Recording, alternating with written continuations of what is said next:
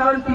कुरान मजीद में अल्लाह रब्बुल इज्जत ने फरमाया है, शफा नंबर 112, सूरह नंबर 6, रुकू नंबर 5 और आयत नंबर 32 पर, मन कतल नफ्सी बरियतन फकअन्नमा कतल अला इंसानियता, जिसने किसी एक बेगुनाह व्यक्ति की जान ली उसने पूरी मानवता की हत्या की।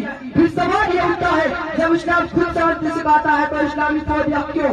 इसका सबसे बड़ा कारण है डिजिटल में फैली कुछ गलत सूचनाएं, सोशल मीडिया पर कुछ झूठे वीडियो, अधूरी खबरें और नफरत फैला देने वाले पोस्टें लोगों के दिलों में डर पैदा कर देती है।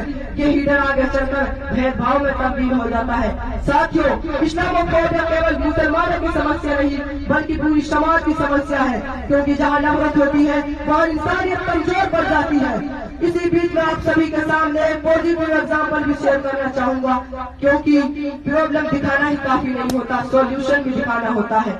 मुझे गर्व नहीं फख्र है कि मैं एक ऐसी कम्युनिटी में रहता हूँ जो नफरत का नहीं केवल इंसानियत का पैगाम देती है। हमारा स्कूल मैनेजमेंट उन बच्चों के लिए काम करता है जिनमें टैलेंट है पर रिसोर्सेज नहीं, और यही असली इंसानियत है।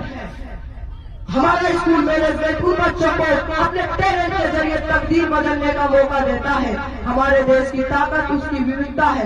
यहाँ मंदिरें भी हैं, मस्जिदें भी, चर्च भी हैं और गुरुद्वारे भी। यही हमारी पहचान है। महात्मा गांधी जी ने कहा था, दोस्तों, नफरत पाप से करो, पापी से नहीं। तो हमें भी यह सोच अपनानी होगी कि हमें नफरत पाप से करनी चाहिए, पापी से नहीं। हमें धर्म को मिटाने के लिए शिक्षा की जरूरत है और किसी भी धर्म को समझने के लिए संवाद की जरूरत है, और सबसे महत्वपूर्ण इस नफरत को मिटाने के लिए इंसानियत की जरूरत है।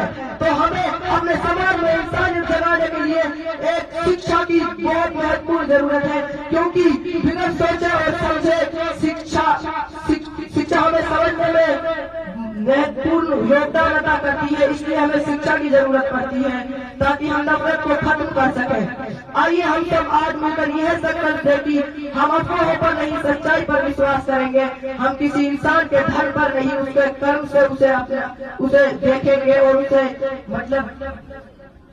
और सबसे बढ़कर हम इंसान पे रहेंगे, धर्म बांटने, ये सोच अपनाएंगे। धन्यवाद। जय हिंद।